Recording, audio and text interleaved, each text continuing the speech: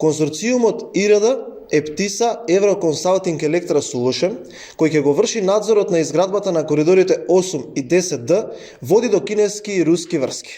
Како што веќе знае јавноста, првиот пат владата склучува договор со конзорциум воден од ИГХ, каде покрај другите фирми бил и Институтот за патишта од Велес, фирма на Соти Рампов, татко на Андон Рампов, собственик на Електра Солушен, која е составен дел од конзорциумот на ИРД.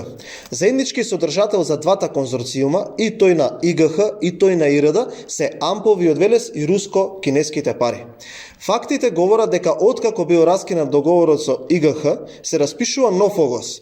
Во период на распишување на новиот оглас, синот Ампов преку Електра Солушен поднесува за лиценца за надзор на објекти од прва категорија, која ја добива среде јавен повик за поднесување на понуди.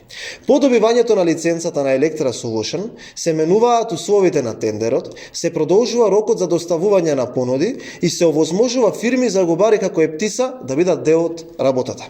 Електра Солушен, за да ја добие лиценцата за надзор, потребно е да има одреден број на вработени со соодветна стручна спрема и за таа цел дел од вработените во Институтот за патишта Велес, кој се поврзува со руската врска од првиот тендер, се пријавуваат и во Електра Солушен на работно време од 10 часа неделно. Очигледно е дека Електра Солушен ги пријавила тие вработени кај себе со цел да добие лиценца за надзор и веднаш потоа да учествува на тендерот. На овој начин, луѓе од фирмата која влече корени до руската врска се дел од Електра Солушен. Дали Институтот за патишта Велес не учествува во новиот повик и ја пушта поврзаната фирма Електро Солушен само за да се зацкрие руската врска? Дали затоа се превземаат вработени од фирмата на таткото до фирмата на синот? Дали за таа цел се вади лиценца за Електра Солушен и среде оглас се менуваат условите за учество? Довела ли руската врска од првиот оглас до кинеската врска со Ептиса од вториот оглас и дали некој од власта свесно внел руско-кинески елементи во надзорот врз Бехтел, кој употребува висока технологија за градба, која можеби е интересна за некои источни држави?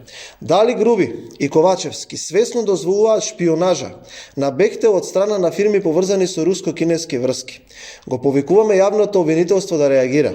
Присуството на фирми на семејството Ампови од Велес и во двата консорциума кои ја добиваат работата за надзорот 22 милиони евра е доволна причина да се отвори истрага, а потоа со ред да се испита се што во изминатиот период изнесовме и ние на пресконференции, и медиумите, и меѓународни истражувачки мрежи. Ви благодарам.